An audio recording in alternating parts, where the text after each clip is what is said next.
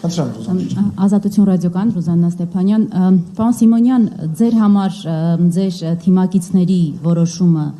անակնկալ էր, թե ոչ, եւ դուք ստացել եք բացատրություն ձեր թիմակիցներից, նաեւ վարչապետից, թե ինչու այդուհանդերձ որոշում կայացվեց փոխել ազգային ժողովի նախագահին եւ դուք ասացիք նեղվածություն չունեք, բայց մանդատը չվերցնելը արդյոք նաև այդ նեղվածության դրսևորումներից մեկը չէ։ Չէ, այդ նեղվածության դրսևորումներից մեկը չէ, ես ունեմ անցած ճանապարհ, քաղաքական ճանապարհ, ես ավականիել եմ եղել, պատգամավորել եմ եղել եւ շատ բարձր եմ գնահատում պատգամավորի ինստիտուտը։ Չեմ համարում, որ դա նեղվածության արտահայտումը, դա իմ որոշումն է,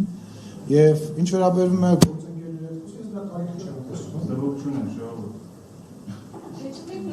Միկրոֆոնները տանենք այնտեղ։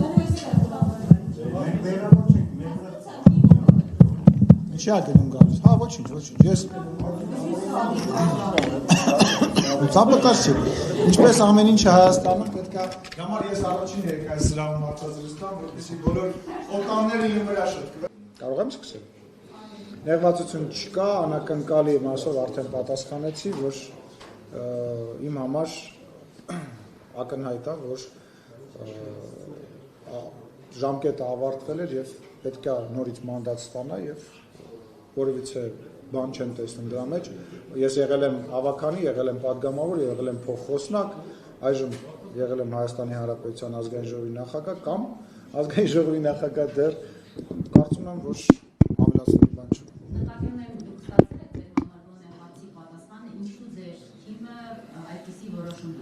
Չեմ կարող ասել, որովհետև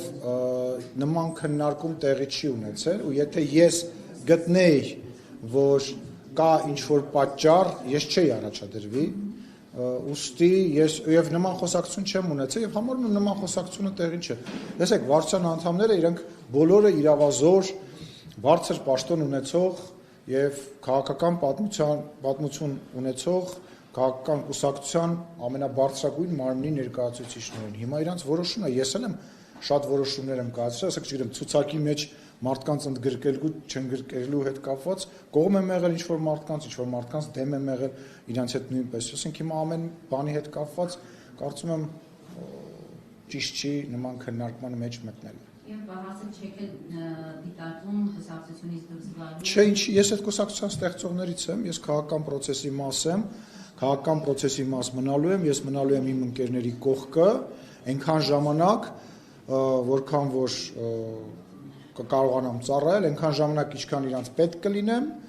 եթե ինչ-որ տարբերակ, ինչ-որ առաջարկ կլինի, ես այդ առաջարկը կքննարկեմ։ Քանի որ առաջարկից խոսեցիք, Կամ ձեր տաղավար էլի ստացվեց։ Համեցեք, արդյոք ձեզ առաջարկվել է Հայաստանի Հանրապետության նախագահի պաշտոն, որտեղ մամուլը բարբերաբար գրում էր այդ մասին, որ ձեզ առաջարկվել է եւ դեռևս որոշում չեք կայացրել, առհասարակ նման առաջարկ ձեզ արվել է եւ ինչ եք մտածում այդ պաշտոնը զբաղեցնելու մասին, եթե նույնիսկ Դա անհեթեթություն է, ես նման բան չեմ մտածում, երբևիցե որևիցե մեկի հետ նման խոսակցություն չեմ ունեցել, կոռեկտ չեմ համարում, մենք Հայաստանի Հանրապետությունը ունի նախագահ, իդեպ ասեմ, որպես քաղաքացի, իմ ամենասիրված, իմ կողմից ամենահարգված նախագահն է, որին ես շատ սիրում, շատ հարգում եմ եւ նման խոսակցությունը ուղղակի անհեթեթություն են։ Ես որևիցե պաշտոնյայի հետ, իմ ընկերների,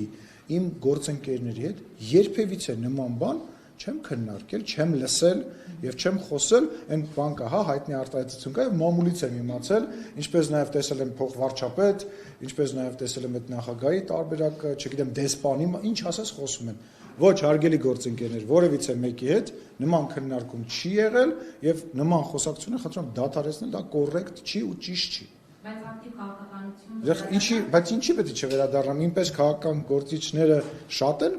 քաղաքական դաշտում, որ ես քաղաքական դաշտը լքեմ, թողնեմ այս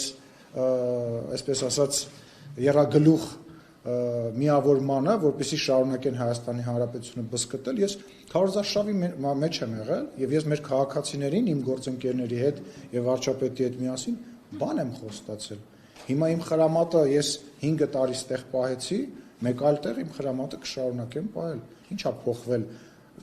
Բանա, տենց այդ ոչ մի պաշտոն հավերժ չի։ եւ փառք Աստծո։